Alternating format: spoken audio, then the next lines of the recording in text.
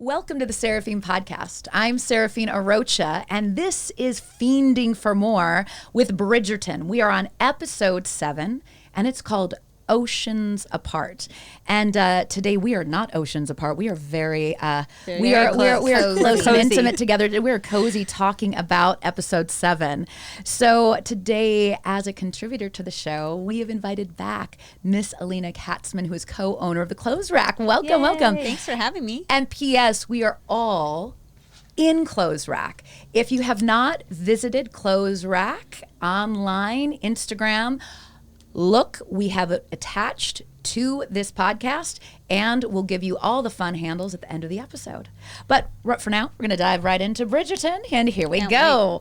All right, so this episode to me was, it was a very cool metaphor, I think, for the world of social media, because Lady Whistledown and her reporting of all the gossip lives of the families kind of takes a little hiatus here. And everyone has got to be in their own life and not looking for the letter and comparing themselves to Daphne and Simon. It's like reality. Like you get out of this like fairy tale world of gossip and you're like living your life again, which is very relatable. It really is. I had a friend of mine post the other day, I'm leaving Instagram, the whole thing, and then it says, I'll see you in 15 minutes. Right, because so we true. never leave here. And we're always on Instagram. We can feel the panic in this episode because people have to kind of face who they are. I mean, the obvious one we'll save for a little later is our beloved Daphne and Simon have to face each other in real life. They're not play acting for Whistledown and for the collective that is this imaginary elite. But we also look at the extended cast. So let's kind of dive in right now with the Colin and Marina story. So talk to me a little bit, Chelsea. You can start out the conversation because you're the one who brought it up about what Colin said to Marina, because we've gotten to the point where Marina has been exposed. She has, and Colin has been a really lovable character from the beginning. He's such a kind person. Penelope is super in love with him, and it's hard for her to watch this Marina situation play out, and she knows what's going on here. So when Marina is exposed and Colin, his heart is broken because he really did love Marina, and he tells her, which kind of broke my heart, like, I would have married you anyways. Like, I don't know why you wouldn't have just been honest with me. And I think like that's relatable in real life when people start relationships based on lies.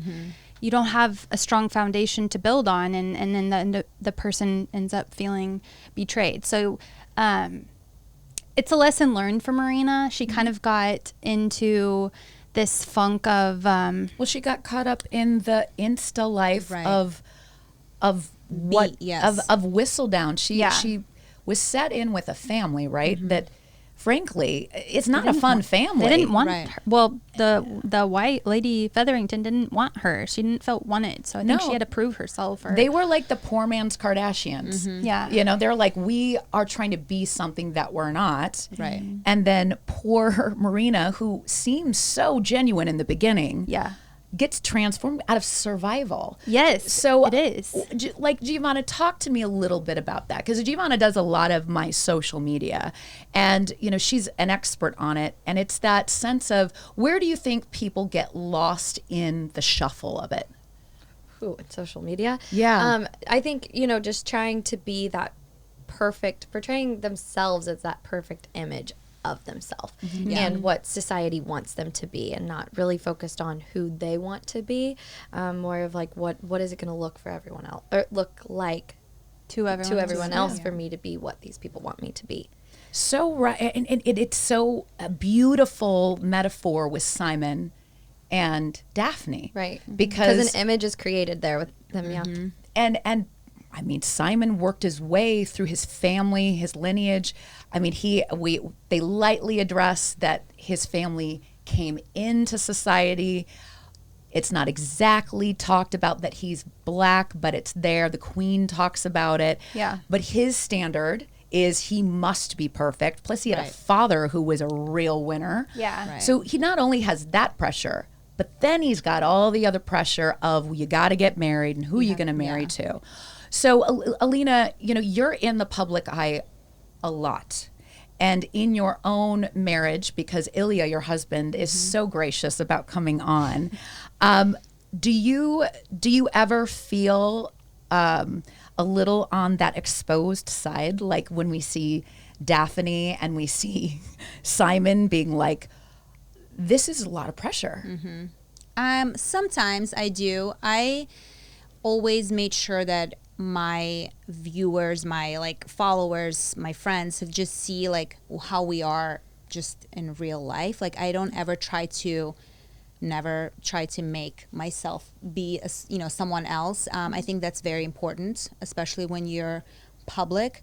But at the same time, I think the more public you get, the more expectations are of you to share so everything, much of your life. And you know, we share some things, we share some parts of our relationship, and like, you know, how funny he is, and like he loves the attention from like my followers, that they think that he's hilarious, and his sock collection, all of that. But you know, it's intimate. Yeah. And you're Collection is peeling impressive. back layers of your life. Yes. And I feel like, you know, as we are talking about this episode, what I really saw was a vulnerability of them as a couple.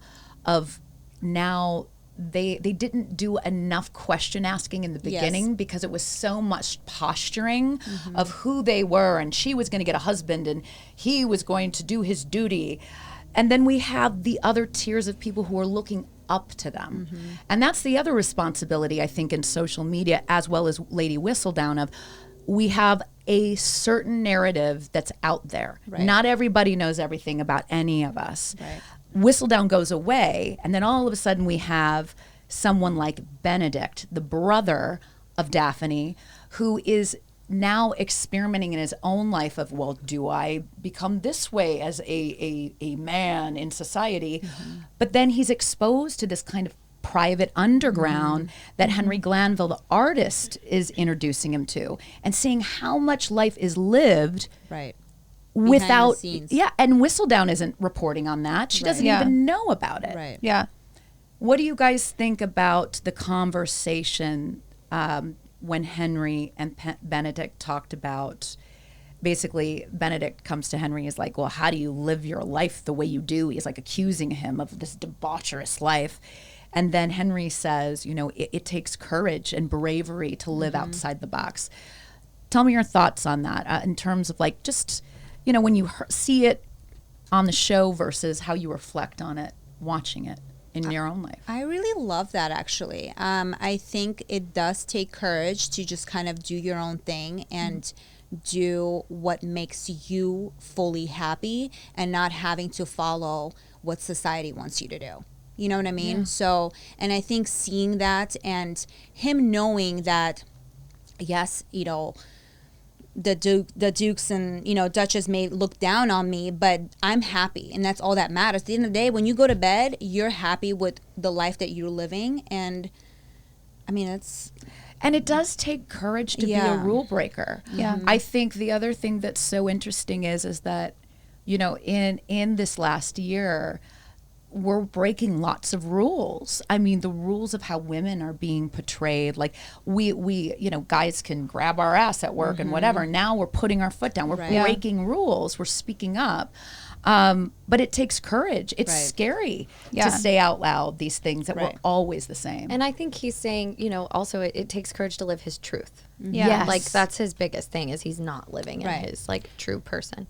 I think that we all are, I mean, there's some few people that don't care about what other people think, but we are all living in this fear of what other people think. And I think it's a real like feat whenever you can overcome that fear. You really do live your truth. And I think there's a sense of freedom that comes along with that, like a big freedom that comes along with not caring. Yes. And so Benedict is on the edge of living his truth, I think. Yes. Him and Eloise, I think, why they're good together as brother and sister and confidants is because they're both on the edge of living their truths. They're not following society's norms, and they don't want each other to. So it's exciting to watch people on the precipice of change. Yeah. And Eloise and Benedict have this little exchange in a carriage. It was after another ball and dance where Eloise kind of felt forced to get all dolled up in her Instagram whistle down self. Yep. And she was like, I'm not really having fun, so I'd like to go home. And Benedict's in the carriage, and Benedict in his little private life is going to go meet Madame Delacroix. And we see this exchange between brother and sister. And I've realized with my own sisters who don't live in the city, they're actually in town right now, of the life that I portray for the media.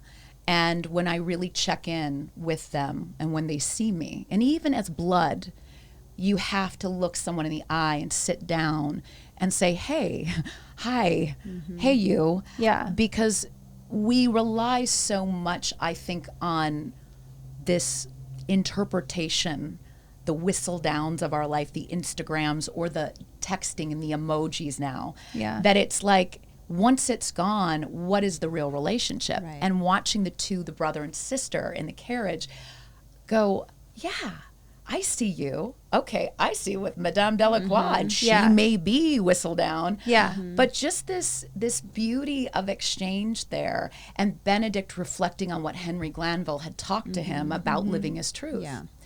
It's a really cool episode. I really have enjoyed it. I feel like the one that makes my heart break is Marina. Yeah. Because I do think that that's the other thing when we put things out in social media. We also have to understand that there are people that aren't living, they're not living their truth, and they're taking pictures smiling. Yeah. And Marina is miserable, and she's Yes. actually a good-hearted woman. Right. She is. And what ends up happening is that she hurts Colin.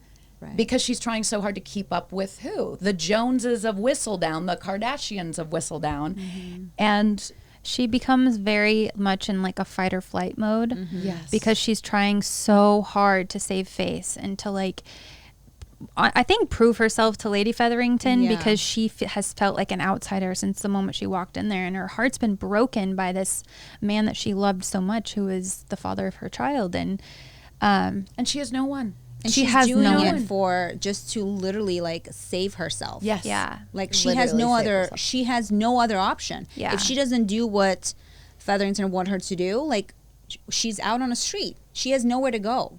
And she So- has a baby too, and I think like you're in survival mode. You're not Yeah. only like thinking about yourself, you're thinking about your unborn child, And you're in your also. worst self in survival mode. Right.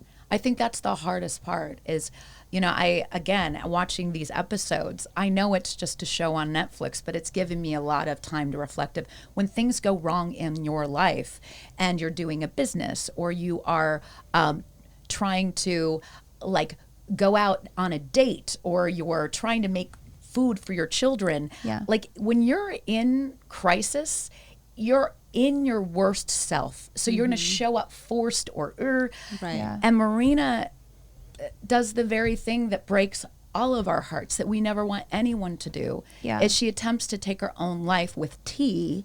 I think if anybody does, I would say, go for the tea. I mean, don't. I feel like people get very like a cry for help. It's kind of like Yeah. taking pills, Yeah. but it also is real. And I think that her cry for help is so heartbreaking to watch because in sequence, we watch this episode and it's ending with Penelope, who is trying to revive her back to life. And, we've been so focused on who Whistledown is.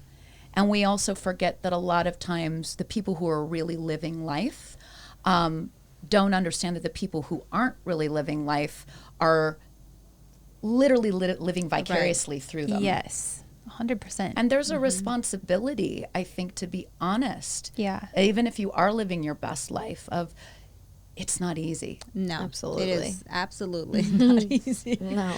Daphne Right. talking to Marina and trying to reach out beforehand was kind of her attempt of being like, my life isn't perfect either. Right. Yeah. Sometimes it can be too late. And thank goodness, but we'll talk about that in episode 6 or 8. sorry, episode 8. Rewind. We'll find out what happens with Marina and the tea that she took. Sometimes you should spill the tea, and she should have this time around. But other than that, kind of final thoughts. I feel very beautiful in our clothes, by the way. Yes. I love that they're feminine. They're a little nod to the fact that we're watching a show that is, to me, a fantasy land of what would be ideal of our past. Yeah. You know, and I love that we're in feminine clothes, being ladies, but still our sexy Right. selves. Final thoughts on the episode for all of you, and thank you, by the way. Of course. We love wearing your clothes. You make us course. feel beautiful. I know, it's like the only time I wear color. I love I it. love this color on you, by the way. Yes. Thank you. I feel so girly. I know. I think for me it's just realizing that Instagram is not reality. Like, you know, what is portrayed about you by Whistledown, like, it's not reality. And it may be gossip here and there, but it's just really knowing what's inside. And connecting. You know, yes. And just having the true relationships with, it can be family, it can be, you know, friends, just having those deep connections. And realizing we're not perfect. Right. And just being truthful, I think, is the most important thing. Just being honest with yourself first before you know, continue with others. So, Yeah. And I think it's another importance here is like literally everyone has a story. Yeah. So don't be like, Quick to assume. yes. Right. Yeah. And it's easy to get caught up in the media aspect of things. But still, as you and I were talking about this morning, totally unrelated, people still have problems. They may not be the same types of problems, but problems are Right. still problems, and people still react to them in different ways. Right. Yeah. So, Yeah. And you have to check in, Yeah. especially with people that you care about. Checking in with 150 likes or whatever, you know, that can, but it's really the people that, your family, you know, your Yeah. friends. Totally. Your thoughts on this episode? Well, Final thoughts. with the Marina having no support from people, it's nice to see another aspect or another couple of characters in the show support each other, which is Benedict and Eloise as they're like on their journey to find themselves. And I love the idea and the thought of living your truth. I think that is really cool, and I think that's going to develop more. I see Eloise, her character, really developing way more. I see her being, If second season, I feel like she's Yeah. going to be a fun character. I think so too, and I honestly think she's going to be like in society in the show, she'll be a little controversial. Yeah. I like that she stands up for herself, and Me like too. she stands up for her beliefs. Like, she doesn't want to be known for Being XYZ. married. The man Yeah, she's like married she to. just wants to be known for herself, Yeah. like in what she can contribute to the society that she's Totally. living in. So It's I kind of think like so, the influencer versus impactor. Yeah. She's got impact. She's Right. around a lot of Right. people like Cressida, who wants to be an influencer and Yeah. be like, but she's a real deal. I feel like this was a good episode. Like, out of all 8, it's probably one of my favorites. And when you're watching art, or to me, it's art. It really is, because Yeah. art makes you think about your own life. When you're in mindless television, you know, when you're watching mindless television, like The Bachelor. oh, right. I mean, hate what that show. scripted reality? I'm like, turn it off. What's beautiful about this is really a love letter to what society could be like. Yeah. And you know what we're missing out on. You know, and I will end on that note, but I will also say to you guys, thank you for watching this. I mean, we're so excited that these Bridgerton episodes have gotten so many views, and us as a group love talking about this show. Please share your thoughts, your feelings, hit the like and subscribe. And I'm going to throw it to Alina, because if you like what we're wearing, you can find Clothes Rak on. so it's www.clothesrak.com or at Clothes Rak on Instagram. Thank you so much, Alina, Of course. for being in the conversation, because it's just nice to be able for women to talk and be real with each other. That it's hard to look this good in photography. Chunk is saying it's hard to sit in your freaking lap and talk this long. So we're signing off. Thank you so much. Bye-bye. Bye.